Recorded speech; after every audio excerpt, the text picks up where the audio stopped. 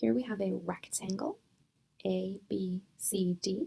The points are labeled for us. So A is at -4, 2. Remember, -4 is the first number, so it's our x value. And then 2 is the second number, it's our y value. -4, 2. Then we have point B at 2, 2. We have point C at 2, -5. And we have point D at -4, -5, forming the 4 vertices or corners of our rectangle.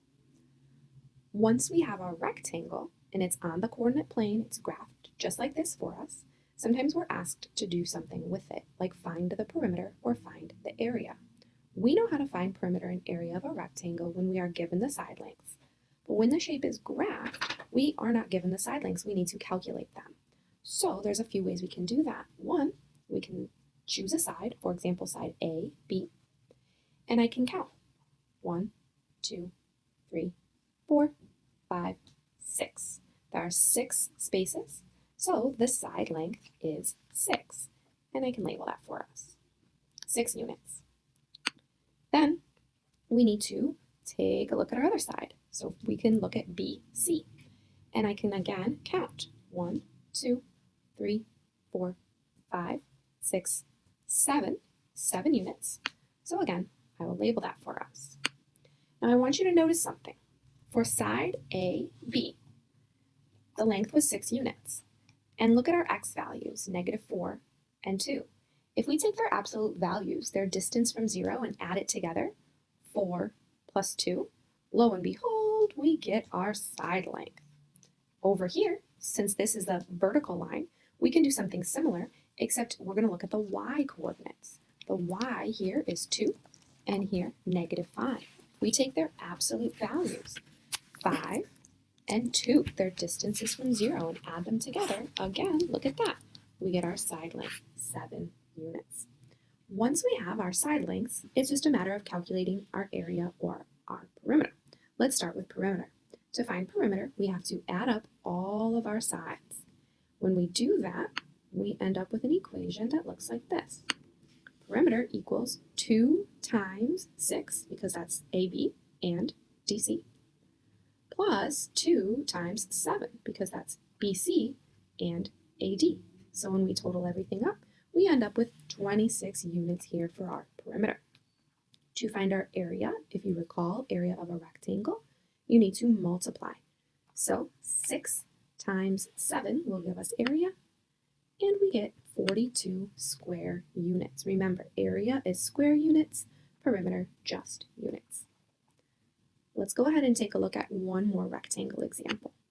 Here we have a rectangle, again labeled A, B, C, D for us, and the points are labeled. A is at 1, 6, B, 1, 2, C, 9, 2, and D, 9, 6. This entire rectangle now is all in quadrant 1. If you recall in this example, we actually had points in all 4 quadrants. Now, we're dealing with a rectangle that's all in the same quadrant. I bring that up because when we calculate the side lengths, it's going to be slightly different. So let's do the counting way first. If I want to find AD, this horizontal line, I can count 1, 2, 3, 4, 5, 6, 7, 8. And I can label it 8 units. Now let's find the vertical length. I can count again. 1, 2, 3, 4. 4 units. Let's look at the coordinates. This horizontal length, horizontal, so we're going to pay attention to the x coordinates, 1 and 9. This time, we didn't add 1 plus 9. That's 10. And we got 8. Do you see what we did?